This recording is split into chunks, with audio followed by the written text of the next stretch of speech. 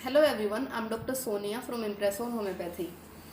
तो आज हम बात करेंगे मिलाज़मा के बारे में। मिलाज़मा क्या होता है, क्यों होता है और इसमें आप क्या क्या डाइट फॉलो कर सकते हैं और होम्योपैथी का इसमें क्या रोल है।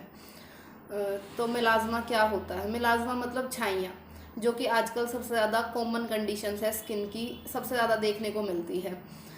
इसमें क्या होता है, आपके फेस पे ब्राउन या ग्रे कलर के पैचेस हो जाते हैं फेस पे या कहीं भी, जो एरिया सबसे ज़्यादा एक्सपोज रहता है सन के, इसे कहते हैं हम मिलाज़मा। मिलाज़मा क्यों होता है?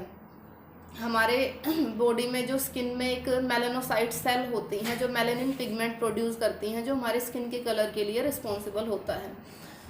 किसी केसेस में या सन एक्सपोजर के बाद या कोई भी जो कोजेज़ हैं उनके बाद अगर वो मेलानोसाइट्स हाइपर एक्टिव हो जाती हैं, ज़्यादा ओवर प्रोडक्शन करती हैं मेलानिन पिगमेंट का, उसकी वजह से कुछ डार्क पैचेस हो जाते हैं हमारी स्किन पे, जिसको हम कहते हैं मिलाज़मा या छाइयाँ। तो इसके बाद मिलाज़मा एक हाइपर पिगमेंटेशन की ही टाइप है। हाइपर पिगमेंटेशन मतलब आपकी स्किन से डार्कर कलर के पैचेस होना। हाइपर पिगमेंटेशन किसी भी वजह से होता है, हो सकता है। मिलाज़मा उसका ही एक टाइप है। अब हम बात करें कि इसके कोजेज़ क्या हैं, कि क्यों हो सकता है मिलाज़मा। मेनली इसमें 3-4 कोजेज़ हैं। सबसे पहला और सबसे जो मेन कोज है वो होता है सन एक्सपोजर।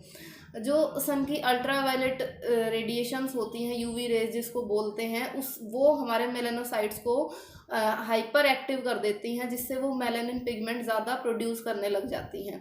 तो जो लोग सन एक्सपोजर में ज़्यादा रहते हैं या फिर जिनका काम बाहर का रहता है, उनमें ये कंडीशन ज़्यादा देखने को मिलती है, या जिनकी डार्क स्किन होती है पहले से, उनमें ये कंडीशन ज़्यादा देखने को मिलती है। दूसरा कारण आता है जेनेटिक्स। अगर आपके फादर या मदर में से किसी को भी मिलाज़मा है तो आपके चांसेस बढ़ जाते हैं कि आपको भी ये हो सकता है। उसके बाद जो मेन रीज़न है वो है हार्मोन, किसी भी प्रकार का हार्मोनल फ्लक्चुएशंस। इसीलिए मतलब ईस्ट्रोजन और प्रोजेस्टेरोन सेंसिटिविटी, इसीलिए जो मिलाज़मा है वो औरतों में ज़्यादा होता है एज़ कम्पेयर टू मेंस। तो ईस्ट्रोजन और प्रोजेस्टेरोन सेंसिटिविटी मतलब कोई भी अगर इन हॉर्मोन्स में फ्लक्चुएशन आती है तो मिलाज़मा ज़्यादा दिखता है, मेलानिन पिगमेंट ज़्यादा प्रोड्यूस होने लग जाता है। तो हार्मोन फ्लक्चुएशन कब कब हो सकती है? मेनली प्रेगनेंसी के बाद। आपने देखा होगा कि प्रेगनेंसी के बाद या बच्चा होने के बाद मेनली हमें छाइयाँ फेस पे देखने को मिलती हैं। दूसरा अगर देखें तो आफ्टर हार्मोन थेरेपी, कोई भी हार्मोन थेरेपी करवाएं मेनोपॉज के बाद, उस कंडीशन में, या फिर थायराइड के कोई भी डिसफंक्शन हो, या आपको हाइपोथायराइडिज्म हो या हाइपरथायराइडिज्म हो, इस केस में भी मिलाज़मा आपको देखने को मिलता है। दूसरा अगर हम बात करें कि कब होता है ये, जब आपको डाइजेशन में प्रॉब्लम हो या कोई आपको लीवर डिसफंक्शन हो, आपने लीवर के टेस्ट कराए और उसमें लीवर कि कुछ आपको डिसफंक्शंस आए हैं या आपको डाइजेशन में दिक्कत होती है, उसके बाद अगर आपको फेस पे डार्क पैचेस दिखने लग जाएं तो इसका मतलब है कि आपका जो मिलाज़मा हुआ है उसका रीज़न है लीवर डिसफंक्शन। इसमें आपको ब्राउनिश या ब्लैक कलर के पैचेस आपके चिक्स पे दिखते हैं जब आपको लीवर डिसफंक्शन होता है। तो मेन इसके रीज़न यही होते हैं। उसके अलावा कुछ कॉस्मेटिक प्रोडक्ट्स, कई बार कोई क्रीम अगर हम यूज़ करते हैं, कुछ उसमें स्टेरॉइड्स होते हैं या कोई ऐसी क्रीम जिसका आपको उसके लेके आपकी स्किन सेंसिटिव हो, उस केस में वो क्रीम यूज़ करने के बाद कई बार फेस पे पैचेस आ जाते हैं, मिलाज़मा जिसको हम बोलते हैं। तो मेन एरिया कौन सा होता है मिलाज़मा के लिए? सबसे मेन एरिया जो हमें दिखता है छाइयों का वो होता है हमारे cheeks, nose, forehead and upper lips area. इस एरिया, क्योंकि ये एरिया इसको सबसे ज़्यादा सन के एक्सपोजर में रहता है इसलिए। दूसरा फिर देखें तो आपके हाथों पे हो सकता है, शोल्डर पे हो सकता है या नेक पे हो सकता है। ये हमने बताया आपको मिलाज़मा क्या होता है और इसके कोजेज़ क्या होते हैं।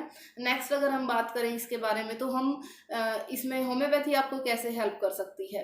जैसा मैंने बताया कि होम्योपैथी में हम सिम्टम बेस्ड मेडिसिन देते हैं और जो रूट कोज होता है उसको ठीक करते हैं।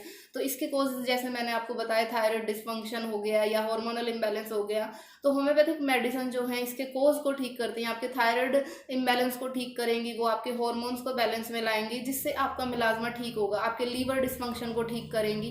होम्योपैथी में इसके लिए बहुत सारी मेडिसिन हैं जो आपको 100% रिजल्ट देती हैं। इसमें आपके लिए खाने की भी मेडिसिन होंगी और लगाने के लिए भी मेडिसिन होंगी।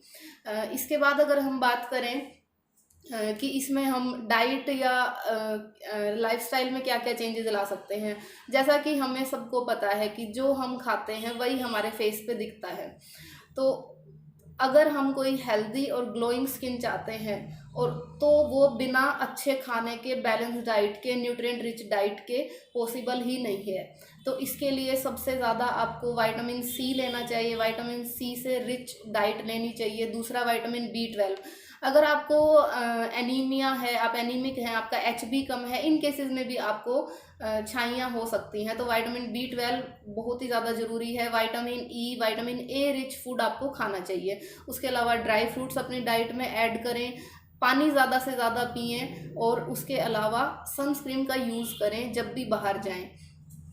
रेगुलर एक्सरसाइज करें, पानी ज़्यादा से ज़्यादा, लिक्विड कोई भी किसी भी फॉर्म में लिक्विड ज़्यादा, और मीठा कम खाना चाहिए इसके लिए आपको।